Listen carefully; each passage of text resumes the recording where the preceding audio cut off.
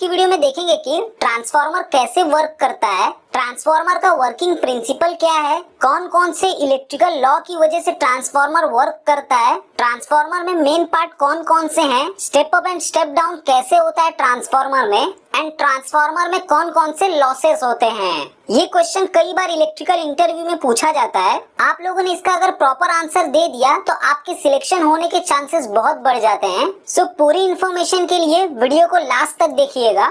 100% guarantee है कि आप लोगों ने अगर ये वीडियो पूरा देख लिया तो आप लोग ट्रांसफार्मर का वर्किंग कभी नहीं भूलेंगे। तो स्टार्ट करते हैं दोस्तों ट्रांसफार्मर के कौन कौन से मेन पार्ट होते हैं। ट्रांसफार्मर में दो मेन पार्ट होते हैं, पहला है वाइंडिंग एंड दूसरा है कोर। ट्रांसफार्मर की वाइंडिंग कुछ इस प्रकार से दिखती है दोस्तों, और दोस्तों ये ट्रांसफार्मर का कोर है। दोस्तों ये दो मेन पार्ट होते हैं ट्रांसफार्मर के, इसको अभी हम लोग कुछ देर में देखेंगे कि इनका काम क्या होता है। वाइंडिंग दोस्तों कॉपर के वायर को लपेट करके बनाई जाती है। वायर का साइज डिपेंड करता है करंट के ऊपर, मतलब वायर का थिकनेस करंट के ऊपर डिपेंड करता है। ज्यादा करंट होगा तो ये वायर मोटा होगा। दोस्तों समझ लीजिए कि इलेक्ट्रिकल कॉइल है। दोस्तों कॉइल के अंदर हम लोग अगर इलेक्ट्रिकल सप्लाई देंगे तो क्या होगा, कॉइल को इलेक्ट्रिकल सप्लाई मिलते ही कॉइल के अंदर मैग्नेटिक फील्ड बनेगी। दोस्तों एसी करंट की वेवफॉर्म कैसी होती है,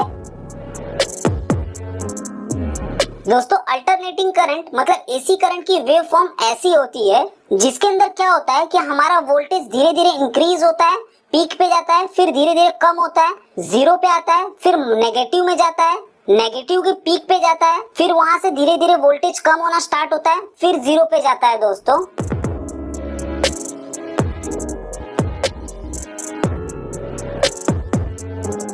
तो दोस्तों एसी करंट की वेवफॉर्म कैसे होती है कि पहले जीरो से स्टार्ट होकर धीरे धीरे वोल्टेज इंक्रीज होता है, 100 वोल्ट तक पहुंचता है, फिर धीरे धीरे इंक्रीज होकर 230 वोल्ट तक पहुंचता है, फिर धीरे धीरे कम होना स्टार्ट होता है, वापस 100 पे आता है, फिर धीरे धीरे कम होकर जीरो पे आता है, फिर और कम होकर माइनस में जाता है वोल्टेज, माइनस में कम होते होते 230 माइनस वोल्ट में जाता है, फिर वापस धीरे धीरे बढ़ना शुरू होता है, -100 पे आता है वोल्टेज, फिर वापस जीरो पे आ जाता है। फिर ऐसे ही कंटिन्यू ये वेवफॉर्म चलती रहती है, जैसा कि आप लोग एनिमेशन वेवफॉर्म में देख सकते हैं। तो दोस्तों जब हम एसी सप्लाई वाइंडिंग पे देते हैं तो क्या होता है, जैसे जैसे हमारा वोल्टेज इंक्रीज होता है, जैसे कि मान लीजिए जीरो से मेरा जब 100 वोल्ट पे पहुंचता है तो कुछ मैग्नेटिक फील्ड बनेगी जो कि थोड़ी वीक होगी। जैसे ही वोल्टेज मेरा इंक्रीज होकर 230 वोल्ट तक पहुंचेगा मेरी मैग्नेटिक फील्ड स्ट्रांग हो जाएगी। फिर वोल्टेज कम होना स्टार्ट हो गया तो मेरी मैग्नेटिक फील्ड वापस थोड़ी कम होना स्टार्ट हो जाएगी, फिर जीरो पे आ जाएगा तब मैग्नेटिक फील्ड जीरो हो जाएगी।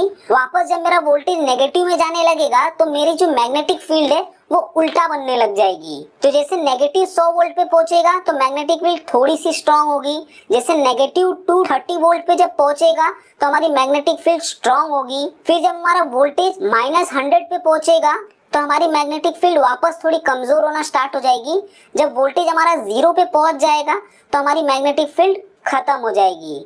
लेकिन ऐसे कंटिन्यू साइकिल चलती रहती है तो क्या होगा दोस्तों कि हमारी कंटिन्यू मैग्नेटिक फील्ड बनती रहेगी, कम होगी, फिर उल्टा मैग्नेटिक फील्ड बनेगी, फिर कम होगी, फिर वापस उल्टी मैग्नेटिक फील्ड बनेगी। ऐसा कंटिन्यू चलता रहता है एसी के केस में। दोस्तों अब हम लोग देख लेते हैं कि अगर कोई कंडक्टर को हम लोग मैग्नेटिक फील्ड में रखेंगे तो उस कंडक्टर के ऊपर क्या इफेक्ट पड़ता है।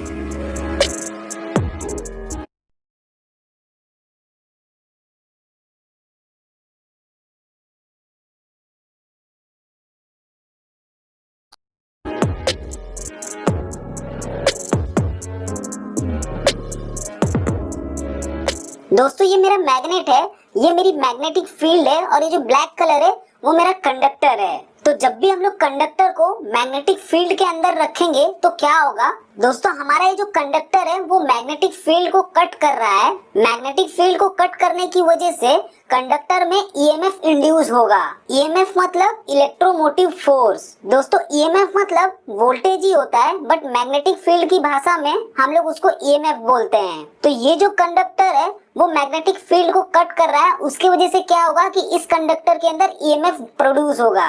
बट इस कंडीशन में कंडक्टर के अंदर ईएमएफ खाली एक बार प्रोड्यूस होगा, क्योंकि जो मेरी मैग्नेटिक फील्ड है वो ऊपर से नीचे की तरफ आ रही है। अगर हमें कंडक्टर में बार बार ईएमएफ जनरेट कराना है तो उसके लिए हमें क्या करना पड़ेगा, चेंजिंग मैग्नेटिक फील्ड को रखना पड़ेगा।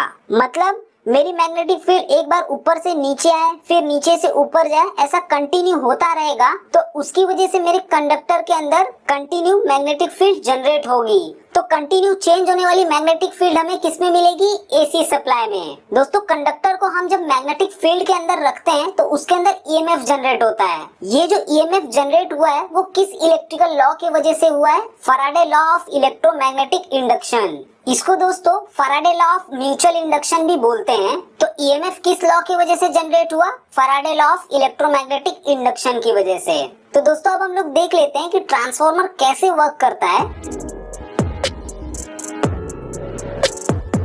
दोस्तों कंसीडर कर लीजिए कि एक वाइंडिंग है, इसके अंदर अभी हम लोग सप्लाई देंगे तो क्या होगा?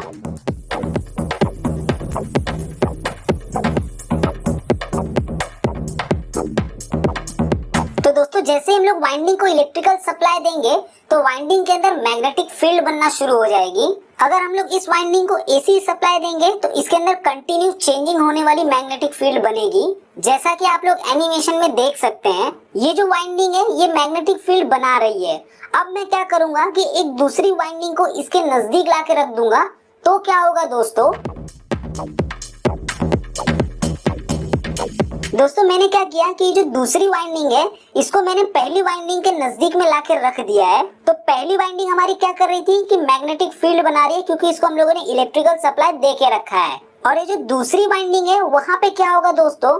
ये जो मैग्नेटिक फील्ड बन रही है, ये जो दूसरी वाइंडिंग है उस मैग्नेटिक फील्ड को ये वाइंडिंग कट कर रही है। तो हमारी जो सेकेंड वाली वाइंडिंग है इस मैग्नेटिक फील्ड को कट कर रही है। उसकी वजह से क्या होगा दोस्तों कि जो सेकेंड वाली वाइंडिंग है इसके अंदर ईएमएफ जनरेट होगा।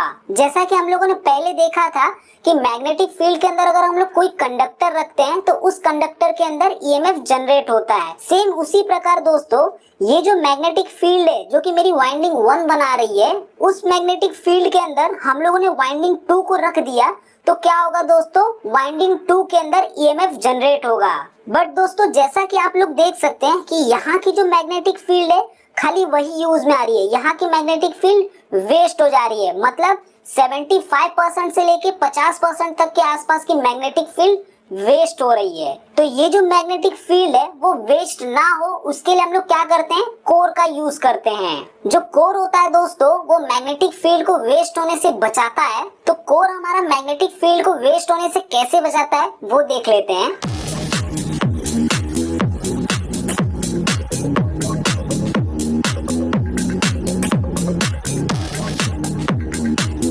दोस्तों ये हमारा ट्रांसफार्मर का कोर है। कोर के ऊपर हम लोगों ने क्या किया है कि प्राइमरी वाइंडिंग को लपेट दिया है एक साइड में, एंड दूसरे साइड में क्या किया है? सेकेंडरी वाइंडिंग को लपेट दिया है। तो जब भी हम लोग प्राइमरी वाइंडिंग में इलेक्ट्रिकल सप्लाई देंगे तो क्या होगा?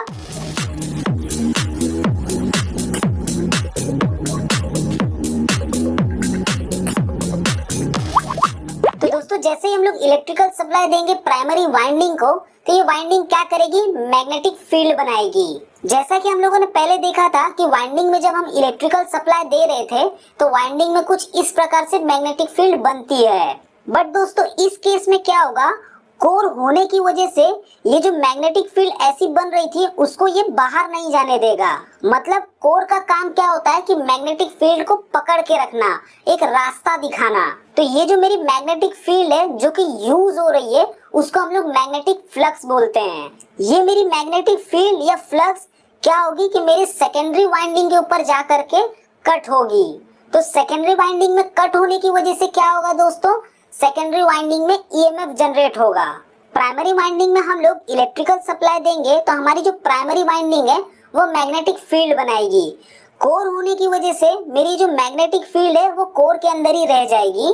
कोर उसको अट्रैक्ट करके रखेगा, बाहर नहीं जाने देगा। तो ये जो मैग्नेटिक फील्ड है वो यहाँ से होते होते यहाँ पे आएगी। यहाँ पे क्या होगा दोस्तों कि मेरा सेकेंडरी वाइंडिंग है, ये जो मैग्नेटिक फील्ड है और फ्लक्स है उसको मेरा ये सेकेंडरी वाइंडिंग कट करेगा। कट होने की वजह से क्या होगा दोस्तों? सेकेंडरी वाइंडिंग के अंदर ईएमएफ जनरेट होगा। ईएमएफ मतलब क्या होता है दोस्तों? वोल्टेज। तो सेकेंडरी में ये वोल्टेज कहाँ से आया और किस लॉ की वजह से आया? ये Faraday law of electromagnetic induction की वजह से आया। दोस्तों जैसा कि आप लोगों ने समझा कि बिना वायर को टच किए हुए यहाँ पे वोल्टेज प्रोड्यूस हो गया। इसीलिए दोस्तों ट्रांसफार्मर को हम लोग क्या बोलते हैं कि ट्रांसफार्मर म्यूचुअल इंडक्शन पे वर्क करता है। बिना टच किए हुए भी यहाँ पे वोल्टेज जनरेट हो गया। इसके लिए इसको दोस्तों Faraday law of mutual induction भी बोलते हैं।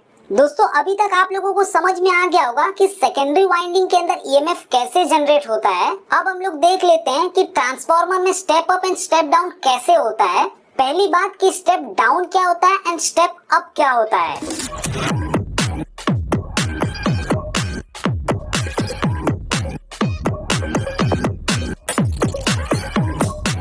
तो दोस्तों step up and step down को समझने के लिए मैंने एक छोटा सा डायग्राम बनाया है। तो ये जो ट्रांसफार्मर है इसके अंदर हम लोग क्या कर रहे हैं 100 वोल्ट का इनपुट दे रहे हैं और हमें आउटपुट में कितना मिल रहा है दोस्तों 50 वोल्ट मिल रहा है। मतलब क्या हो रहा है हमने ज्यादा वोल्टेज का इनपुट दिया और आउटपुट में हमें 50 वोल्ट मिला, मतलब कम होके वोल्टेज मिला। तो इसको हम लोग क्या बोलेंगे दोस्तों स्टेप डाउन ट्रांसफार्मर। वहीं पे दोस्तों दूसरे केस में क्या हो रहा है कि मैंने वोल्टेज कितना दिया 50 वोल्ट दिया और मुझे आउटपुट कितना मिल रहा है 100 वोल्ट मिल रहा है।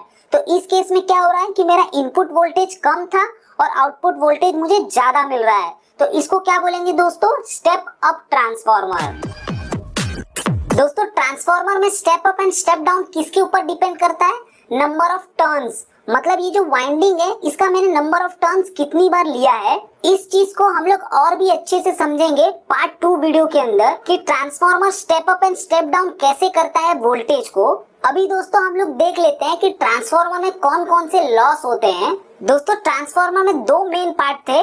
पहला तो हमारा कोर था, दूसरा हमारा वाइंडिंग था। तो ट्रांसफार्मर में मेन लॉस इन्हीं 2 के अंदर होता है। तो हमारा जो कोर होता है उसके अंदर 2 टाइप के लॉस होते हैं। कोर लॉस के अंदर पहला लॉस है हिस्टेरेसिस लॉस एंड दूसरा लॉस है एडी करंट लॉस। हिस्टेरेसिस जो लॉस होता है वो हमारा मैग्नेट के ऊपर होता है। ट्रांसफार्मर के ये जो लॉस है इसको डीप में हम लोग पार्ट 2 वाली वीडियो में देखेंगे। तो ट्रांसफार्मर के अंदर ये जो हिस्टेरेसिस लॉस हो रहा है इसको कम करने के लिए हम लोग क्या करते हैं कि जो हमारा कोर होता है उसका जो मटेरियल है वो हम लोग सिलिकॉन स्टील का मटेरियल यूज करते हैं। और वहीं पे दूसरा लॉस कौन सा था एडी करंट लॉस। तो जो एडी करंट लॉस होता है उसको कम करने के लिए हम लोग क्या करते हैं जो कोर होता है उसको पतले पतले शीट का यूज करते हैं। एक अक्खा शीट नहीं ले लेते, हम लोग पतले पतले बहुत सारी शीट का यूज करते हैं जिससे कि एडी करंट लॉस कम हो जाता है। और वहीं पे दोस्तों हमारा दूसरा मेन पार्ट कौन सा था वाइंडिंग। तो वाइंडिंग के अंदर भी लॉस होता है I2R लॉस। ये लॉस दोस्तों हमारी वाइंडिंग की रेजिस्टेंस की वजह से होता है। दोस्तों transformer step up and step down कैसे करता है एंड ट्रांसफार्मर के लॉस को हम लोग डीप में देखेंगे पार्ट 2 वीडियो के अंदर। बट पार्ट 2 वीडियो तभी आएगी दोस्तों जब इस वीडियो पे 1000 लाइक कंप्लीट होंगे। तो दोस्तों आज की वीडियो में इतना ही देखेंगे। Thank you for watching. आप लोगों को वीडियो कैसी लगी प्लीज मुझे लाइक करके एंड कमेंट करके जरूर बताएं। मिलते हैं नेक्स्ट वीडियो में।